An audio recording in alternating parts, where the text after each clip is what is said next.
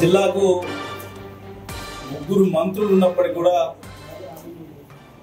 భద్రాద్రి జిల్లా రైతాంగాన్ని మోసగించి భద్రాద్రి జిల్లా రైతాంగాన్ని పట్టించుకోకుండా ఈ జిల్లాకు సంబంధించినటువంటి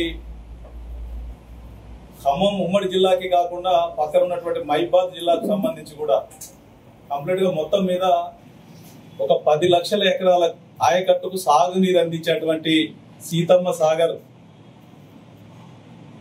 డ్యామ్ ప్రాజెక్టు కట్టి అక్కడి నుండి సీతారామ ఎత్తిపోతల పథకం ద్వారా పెద్ద ఎత్తున ఈ ప్రాంత రైతాంగాన్ని ఆదుకోవాలనేటువంటి ఉద్దేశంతో గత ప్రభుత్వంలో గౌరవ కేసీఆర్ గారి సారథ్యంలో పెద్ద ఎత్తున నిధులు దగ్గర 90% నిధులు ఖర్చు చేసి మరి పూర్తి చేయడం జరిగినటువంటి ప్రాజెక్టు ఈ జిల్లాకు భద్రాద్రి జిల్లాకు సంబంధించి అమ్మగారిపల్లిలో మొదలైతే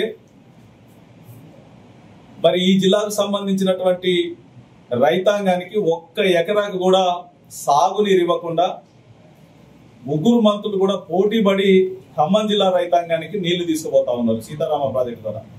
చాలా సంతోషం, రైతాంగానికి నీళ్లు ఇవ్వటం తెలంగాణ ప్రాంతంలో ఎక్కడిచ్చినా సంతోషమే. కానీ ఈ జిల్లాకు సంబంధించినటువంటి ప్రాజెక్టు ఇక్కడ మొదలైతా ఉంటే ఇక్కడ రైతాంగాన్ని పూర్తిగా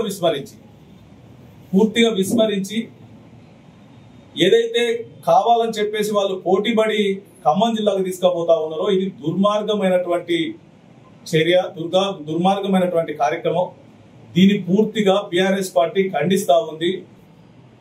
ఇక లింక్ కెనాల్ పెట్టుకొని ఆ లింక్ కెనాల్ నుండి జూలూరుపాడు నుండి తీసుకొని పోయి ఏదైతే కృష్ణా బేసిన్ నుండి వచ్చేటువంటి సాగునీళ్ళు ఏదైతే ఉన్నదో ఆ సాగునీటికి సంబంధించినటువంటి ప్రాంతానికే మళ్ళా నువ్వు గోదావరి జలాలను తీసుకుపోతా ఉన్నావు. దానికి తీసుకుపోతా ఉన్నావా? దీంట్లో ఏమన్నా కుట్ర ఉందా?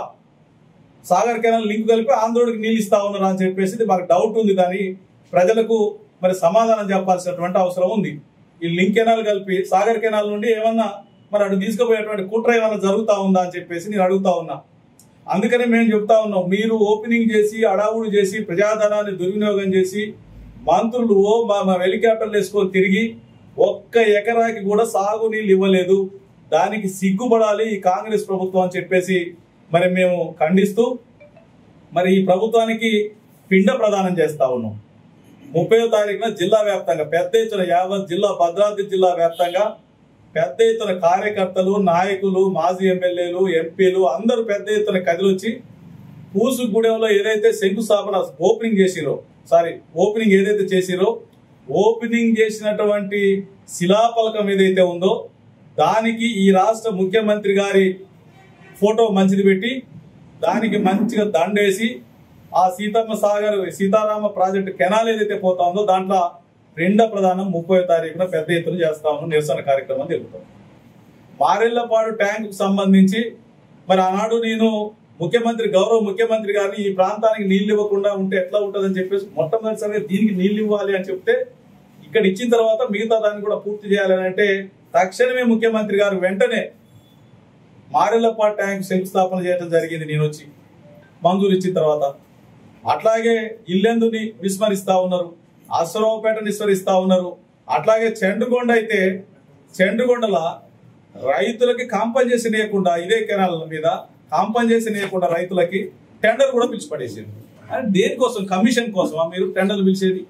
రైతులకి నష్టపరిహారం చెల్లించకుండా మరి మీరు టెండర్లు పిలిచారంటే అసలు ఏమనుకోవాలి? మీకు అవగాహన రాహిత్యం అనుకోవాలా, లేకపోతే కమిషన్ కోసం కక్కుర్తి పడతా ఉన్నారు అనుకోవాలా, ప్రజా సమస్యలు చిత్తశుద్ధితో మరి చేర్తలేదు అనుకోవాలా, మేము ఏమనుకోవాలి అని చెప్పేసి మరి ఇప్పుడు ప్రశ్నిస్తా ఉన్నాం. అందుకనే 30వ తారీఖున పెద్ద ఎత్తున కార్యకర్తలు, నాయకులు, ఈ జిల్లాకు సంబంధించిన ప్రతి ఒక్కరు కూడా పెద్ద ఎత్తున అందరు కూడా వచ్చేటప్పుడు ఒక దండ, ఒక మంచి నివాళి కూడా పట్టుకొని రావాలి. నివాళులు అర్పించాలి, మంచి దీపం వెలిగించి బ్రహ్మాండంగా మరి అక్కడ మనం ఏదైతే ఓపెనింగ్ చేసినటువంటి శిలాఫలకం ఏదైతే ఉందో దానికి కాంగ్రెస్ ప్రభుత్వానికి మరి నివాళులు అర్పించి పిండ ప్రదానం చేయవలసిందిగా ప్రతి కార్యకర్త నాయకులు అందరూ కూడా పాల్గొనవలసిందిగా విజ్ఞప్తి చేస్తా ఉన్నాం. ఇక ప్రధానంగా చూస్తే మేమేమో మా ముఖ్యమంత్రి గారేమో నాట్ల సీజన్ లో రైతు బంధు ఇచ్చేది. నాట్లు వస్తా ఉన్నాయి అంటే టింగ్ టింగ్ అని పడేది. వీళ్ళేమో ఎన్నికలు ఎప్పుడు వస్తే అప్పుడు, లేకపోతే ఇయర్ మళ్ళీ ఎన్నికల కోసమే రైతు భరోసా. ఎన్నికల భరోసా ఇది, అంతే తప్ప ఇది రైతు భరోసా కాదు, ఎన్నికల భరోసా.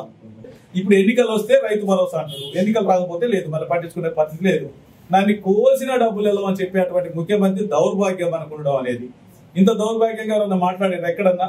దొంగలు చూసినట్టు చూస్తాము, చెప్పులతో పోతారు అనే పరిస్థితి మాట్లాడుతూ ఉంటే ఇక వీళ్ళేం భరోసా కల్పిస్తారు ప్రజలకు అని చెప్పేసి, అందుకని బీఆర్ఎస్ పార్టీ వీళ్ళు చేసేటువంటి అక్రమాలు అన్నింటినీ కూడా ఎప్పటికప్పుడు బయటికి తీస్తా ఉన్నది. కాబట్టి మరి అవన్నీ తట్టుకోలేక, మాకు సమాధానం చెప్పలేక, ప్రెస్ ముందు సమాధానం చెప్పలేక, మీడియా ముందు సమాధానం చెప్పలేక, కేవలం ఏంటంటే ఏదో గుడ్డ కలిసి మీదేయాలి, టైం పాస్ చేయాలి, 5 సంవత్సరాలు ఎట్లా టైం పాస్ చేసుకుందామా, ఎట్లా సంపాదించుకుందాం అనేటువంటి ఆలోచన తప్ప వేరేది లేనే లేదు. దీన్ని పూర్తిగా బీఆర్ఎస్ పార్టీ ఖండిస్తా ఉంది.